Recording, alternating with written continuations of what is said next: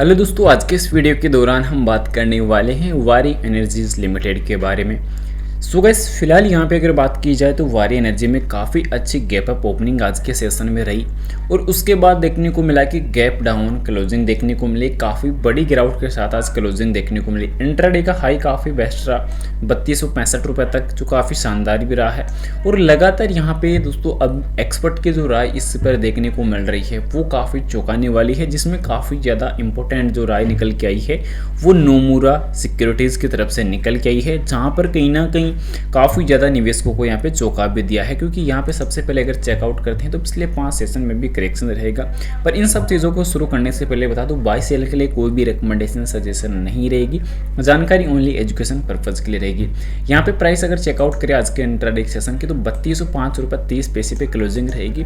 तो यहाँ पे काफ़ी अहम गिरावट के साथ क्लोजिंग देखने को नजर आई है। अब यहाँ पे आज के सेशन की वॉल्यूम को लेकर अगर चर्चा अगर करी जाए तो वॉल्यूम यहाँ पे काफ़ी कम देखने को मिली है, पर ट्रेड वैल्यू काफ़ी अच्छी रही है। 10,66,000 इसकी ट्रेड वैल्यू रही है, ट्रेड वॉल्यूम रही है। वैल्यू की अगर बात की जाए तो 343 करोड़ की इसकी ट्रेड वैल्यू रही है। भारतीय बाजार आज नॉर्मल मार्केट पे क्लोजिंग करते हुए नजर आए हैं।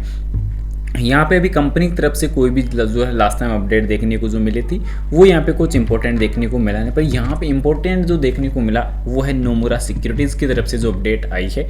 यहाँ पे चेकआउट कर सकते हैं TV18 की तरफ से जो अपडेट आ चुकी है, CNBC की तरफ से। तो यहाँ पे जो नोमुरा वारी एनर्जी पर 16% की बढ़त दिख रही है, लेकिन वह अपने प्रतिद्वंदियों के बारे में तटस्थ है। तो ब्रोकरेज फर्म नोमुरा ने भारत के सौर ऊर्जा क्षेत्र पर ध्यान केंद्रित करते हुए वारी एनर्जी और प्रीमियर एनर्जी पर विपरीत विचारों के साथ कवरेज शुरू किया है और वारी की विकास संभावनाओं को लेकर वह आशावादी है, लेकिन मजबूत बुनियादी बातों के बावजूद प्रीमियर के प्रति उसने ज़्यादा सतर्क रूप अपनाया है, जो काफ़ी अहम भी रहेगा।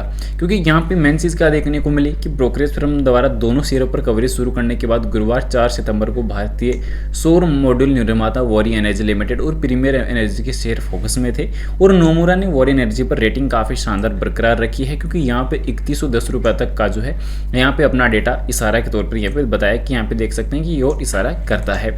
ब्रोकरेज का मानना यह है कि वारी की जो मजबूत विकास संभावनाएं हैं वो व्यापार अनिश्चितता के संपर्क में आने से आंशिक रूप में ऑफसेट है, क्योंकि उम्मीद करता है कि वारी का ईबिटा वित्त वर्ष 2025 से लेकर 28 के दौरान 43% तक CAGR से बढ़ेगा, जो परिचालन को बढ़ाने के लिए बेहतर यूनिट का इकोनॉमिक्स का कारण हो सकता है। और प्रीमियर एनर्जी के लिए नोमुरा स्वस्थ संभावनाओं के बावजूद तटस्थ रेटिंग को साथ कवरेज किया हुआ माना जा रहा है, क्योंकि विदेशी ब्रोकरेज का मानना है कि प्रीमियर एनर्जी द्वारा वित्त वर्ष 28 ऐप तक जो फरवरी तक यहाँ पे जो है अपनी मौजूद सेल और मॉड्यूल क्षमता का विस्तार करते हुए 10 गीगावाट इंगोट और वेफर क्षमताओं को निर्माण करने की उम्मीद करते हुए नजर आ रही है। तो यानी कि दोनों कंपनियों पर काफ़ी अच्छा एम रखा है आने वाले टाइम के लिए, यानी कि लॉन्ग टर्म के नज़रिए से कह सकते हैं कि काफ़ी शानदार जो अपडेट है वो नोमुरा ने इस पर अपनी रखी है, क्योंकि नोमुरा पर लगातार काफ़ी ज़्यादा अपडेट भी है। और यहाँ पे चेकआउट कर सकते हैं कि आज के सेशन में अडानी ग्रीन, वारी एनर्जी और अन्य नवीकरणीय ऊर्जा स्टॉक में फोकस है, क्योंकि GST 12% से घटाकर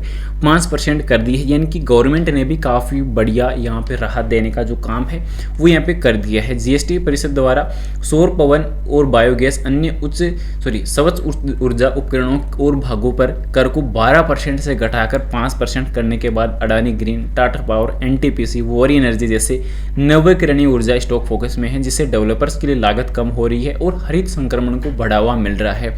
तो यहाँ पे काफ़ी ज़्यादा जो कंपनियां हैं वो लगातार यहाँ पे पॉजिटिव वे में वर्क करती हुई नजर आई है। और यही देखने को मिला कि GST परिषद ने 3 सितंबर को नई दिल्ली में आयोजित अपनी 56वीं बैठक में बायोगैस संयंत्र, पवन चक्कियां, पवन ऊर्जा से चलने वाले बिजली जनरेटर और अपशिष्ट से ऊर्जा संयंत्रों को फोटोवोल्टिक सेल और सौर कुकर और सौर जल प्रणालियों जैसे नवीकरणीय ऊर्जा उपकरणों को इस्तेमाल में लिए जाने वाले पुर्जों पर कर घटाकर 5% कर दिया है, जो काफ़ी शानदार अपडेट भी रहने वाली है गवर्नमेंट की तरफ से।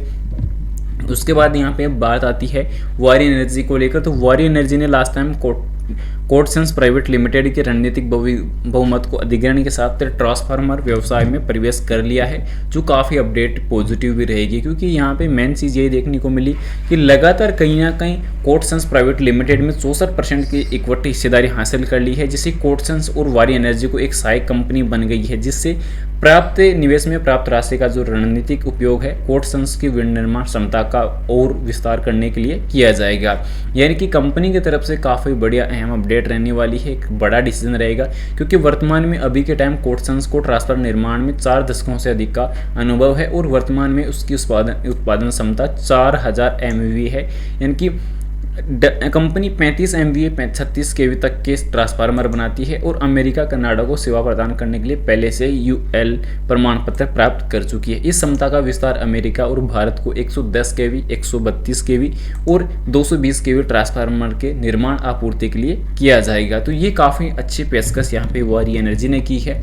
इसके अलावा यहाँ पे वारी एनर्जी को लेकर अगर टेक्निकल डेटा में एनालाइज अगर हम करें तो काफ़ी कुछ चीज़ें यहाँ पे आपको सामने देखने को नजर आएगी, जिसमें देखने को ये मिल रहा है कि लास्ट टाइम भी टेक्निकल डेटा में हमने एनालाइज किया था और मैंने आपको बताया था कि अभी काफ़ी अच्छी जो चीज़ें हैं वो यहाँ पे विस्तार हो रही है, जिसमें जो रिलेटिव स्ट्रेंथ इंडेक्स यानी कि RSI इंडिकेटर जो है, SM इंडिकेटर खासकर इसमें रहेगा, तो वो अभी जो लगातार लास्ट टाइम हमें ओवरसोल्ड जोन की तरफ तेज़ी से बढ़ता हुआ नजर आ रहा था, तो उसमें भी कहीं ना कहीं सुधार की जो संभावनाएं हैं वो काफ़ी बढ़िया देखने को मिली है। और इसके अलावा यहाँ पे कुछ 6 एक्सपर्ट ने अपनी राय साझा की है, जिसमें आप चेकआउट कर सकते हैं। 6 में यहाँ पे 2 ने क्या रखा है और यहाँ पे बाकी ने क्या रखा है, तो अपनी अपनी जो राय है वो काफ़ी अहम देखने को मिली है। तो ये डेटा कंपनी का आप जरूर से चेकआउट कर लेना। बाकी अगर यहाँ पे कंपनी के बेसिक में अगर बात करते हैं तो बेसिक में यहाँ पे प्राइस एंड परफॉर्मेंस का जो डेटा है वो अनुपलब्ध रहेगा।